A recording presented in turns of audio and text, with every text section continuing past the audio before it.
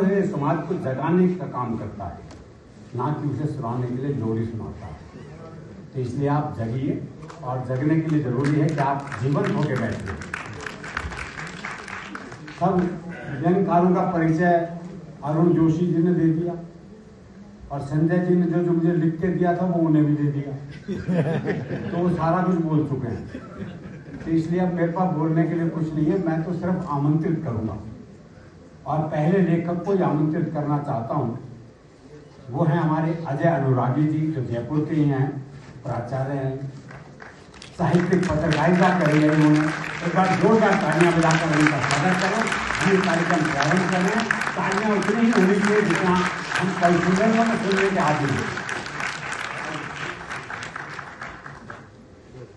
धन्यवाद। पहला व्यंग पाठ का एक कार्यक्रम भव्य रूप में हो रहा है। भाई संजय झाला जी और उनकी सारी टीम को बहुत बहुत बधाई। दोस्तों, मैं आपको एक व्यंग सुना रहा हूँ, फेसलेस पीढ़ी।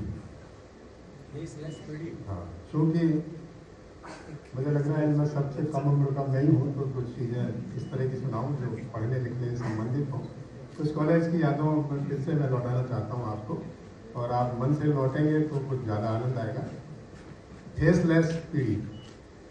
मैं हमेशा एक फेसलेस विद्यार्थी रहा, इसलिए मेरा फेस भरोसे लायक नहीं माना गया। अफसोस इस बात का है कि विद्यार्थी जीवन में प्रतिदिन 4 बार फेस वॉश करके और 2 बार फेस पैक लगाने के बाद भी मेरा फेस अपनी कोई आइडेंटिटी नहीं बना पाया। लेकिन जो साथी 4 बार दिन में फेस को वॉश किया करते थे, 4 दिन में 1 बार फेस को वॉश किया करते थे, वे बॉडी स्प्रे करके ही कक्षा में अपनी आइडेंटिटी स्थापित कर गए। जो साथी 4 दिन में 1 बार फेस को वॉश किया करते थे, वे बॉडी स्प्रे करके ही अपनी आइडेंटिटी स्थापित कर गए। अफसोस, मैं फेस को मलमल कर वॉश करने के बाद भी कक्षा में कभी रेखांकित नहीं हो सका, मगर मेरे साथी रेखांकित होने के सौभाग्य को जरूर प्राप्त होते रहे। एक ज्योतिषी ने मुझसे कहा था, तुम्हारे हाथ में वह रेखा ही नहीं बनी जिससे रेखांकित हुआ जाता है। आपके हाथ में वह रेखा ही नहीं बनी जिससे रेखांकित हुआ जाता है। अच्छा अजय, अच्छा है, बहुत अच्छा। अमूमन यह रेखा स्कूल के दिनों में ही विकसित हो जाया करती है, लेकिन यूनिवर्सिटी में पहुंचने पर यह रेखा अब निर्मित होने से रही। अब तुम्हें अपने जीवन में रेखा के बिना ही अंकित होना पड़ेगा। दोस्तों, मेरे रेखांकित होने की राह में सबसे बड़ी बाधा वह बिंदु था।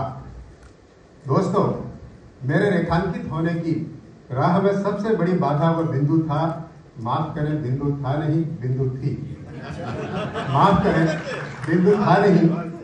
थी, जिसने मुझे रेखा तक कभी पहुंचने ही न दिया। मेरे रेखांकित होने की राह में सबसे बड़ी बाधा वह बिंदु था, माफ करें, बिंदु थी, जिसने मुझे रेखा तक कभी पहुंचने ही न दिया, और मैं रेखांकित होने से बाल बाल बच गया। यह अलग बात है दोस्तों कि मैं सार्वजनिक संकोच के कारण बिंदु तक भी कभी नहीं पहुंच सका। यह अलग बात है दोस्तों कि सार्वजनिक संकोच के कारण मैं बिंदु तक भी कभी नहीं पहुंच सका। इसके पीछे भी कुछ तकनीकी कारण रहे। मैं खुलासा कर देता हूं, इसके पीछे भी कुछ तकनीकी कारण रहे। एक तो यह कि मैंने इस दिशा में जो भी प्रयास किए उन पर या तो बरखा ने पानी फेर दिया या सरिता बहा ले गई। दोस्तों, इसके भी कुछ तकनीकी कारण थे। एक तो यह है कि मेरे इस दिशा में जो भी प्रयास किया उस पर या तो बरखा ने पानी फेर दिया या सरिता बहा ले गई। और मेरी सबसे बड़ी गलती यह रही कि मैं क्लास में सिर्फ रेखांकित ही होना चाहता था। मेरी सबसे बड़ी गलती यह रही, क्लास में मैं सिर्फ रेखांकित ही होना चाहता था, और अफसोस रेखांकित होने के चक्कर में परिस्थितियां अनुकूल होते हुए भी मैं सीमांकित नहीं हो सका। परिस्थितियां अनुकूल होते हुए भी मैं सीमांकित नहीं हो सका और चाहकर भी मुझसे तारांकित नहीं हुआ गया और मैं स्नेहांकित ही नहीं हो पाया। यही कारण रहा कि कॉलेज में मैं न गीता को पढ़ सका, न सीता पर ध्यान दिया, न कविता की सुनी, न रचना को देखा, न मधु चखा, न आरती गाई, न सुषमा को निहारा, न नम्रता पर नोटिस लिया और न नेहा से नजरें मिलाई, न डॉली पर डोरे डाले। दोस्तों, यही कारण रहा कि कॉलेज में मैं न गीता को पढ़ सका, न सीता पर ध्यान दिया, न कविता की सुनी, न रचना को देखा, न मधु चखा, न आरती गाई, न सुषमा को निहारा, न नम्रता पर नोटिस लिया, न नेहा से नजरें मिलाई, न डोरी पर डोरे डाले। एक बहुत बड़ी बेवकूफ़ी यह रही कि जब डोरे डालने के दिन थे मैं रस्सियां डालता रहा। एक सबसे बड़ी गलती यह रही, बेवकूफ़ी यह रही कि जब डोरे डालने के दिन थे तब मैं रस्सियां डालता रहा। मैं सोचता था कि डोरे डालने का काम तो हमारे इलाके में करीम भाई धुन्ना की दुकान पर फातिमा ही डाल सकती। मैं सोचता था डोरे डालने का काम तो हमारे इलाके में करीम भाई धुन्ना की दुकान पर फातिमा ही कर सकती है। वही अच्छे डोरे डालती है और वास्तव में डालती भी थी। वही अच्छे डोरे डालती है और वास्तव में डालती भी थी। उसके डाले गए डोरे ऐसे होते थे कि गद्दा घिस कर फट जाता था मगर डोरे सही सलामत रहते थे। उसके डाले गए डोरे ऐसे होते थे कि गद्दा घिस कर फट जाता था मगर डोरे सही सलामत रहते थे। आज दुख इस बात का है कि रेडीमेड कंबलों और मशीनी रजाई गद्दों ने उसके डोरे डालने का काम ठप कर दिया है। आज दुख इस बात का है कि मशीनी रजाई गद्दों और रेडीमेड रजाइयों ने उसके डोरे डालने का काम ठप कर दिया है और वह बेरोजगार हो गई है। दोस्तों, वो हमारे बेवकूफ़ी भरे दिन थे जिन्हें हम बहुत समझदारी से निपटाया करते थे। बहुत बेवकूफ़ी भरे दिन थे जिन्हें हम बहुत समझदारी से निपटाया करते थे। हमें नहीं पता होता था कि हमें क्या करना है। अक्सर हम वो कर डालते थे जो हमें नहीं करना होता था। और जो हमें करना होता था वह हमसे हो नहीं पाता था। उन दिनों आचार संहिता के अनुसार विद्यार्थी की एक सीमा हुआ करती थी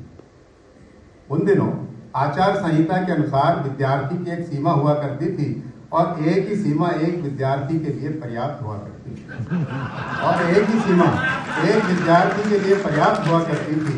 आज एक विद्यार्थी की अनेक सीमाएं हैं और अनेक होते हुए भी वह संतुष्ट नहीं है। आज का विद्यार्थी किसी भी सीमा को अंतिम सीमा मानने को तैयार ही नहीं।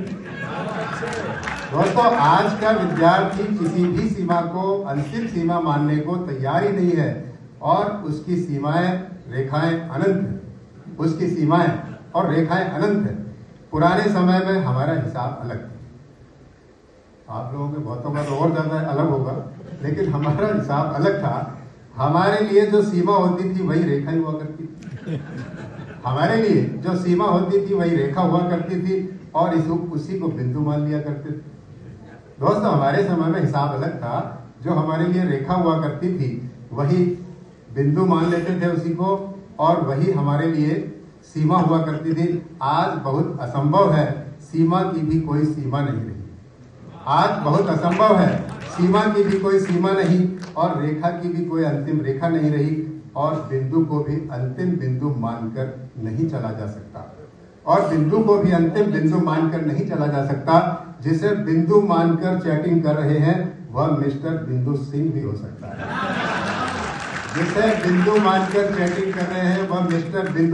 सकता है। सब तरफ कंफ्यूजन है। हमारे यौवन काल में सब फेस टू फेस होता था। फेस पढ़ लिया तो बाकी शरीर को पढ़ने की आवश्यकता होती ही नहीं थी। दोस्तों हमारे समय में सब कुछ फेस टू फेस होता था और फेस पढ़ लिया तो बाकी चीजों को, शरीर को पढ़ने की जरूरत होती ही नहीं थी। उसे पढ़ा हुआ मान लिया जाता था, उसे पढ़ा हुआ मान लिया जाता था। उस समय हम इतने निरक्षर होते थे कि फेस को एक ढंग से पढ़ नहीं पाते थे। उस समय हम इतने निरक्षर होते थे कि फेस को भी ढंग से पढ़ नहीं पाते थे। अब उल्टा है, शरीर को पढ़ो, फेस पढ़कर क्या करना है। अब उल्टा है, शरीर को पढ़ो, फेस पढ़कर क्या करना है। वह तो फेसबुक पर है ही, वह तो फेसबुक पर है ही।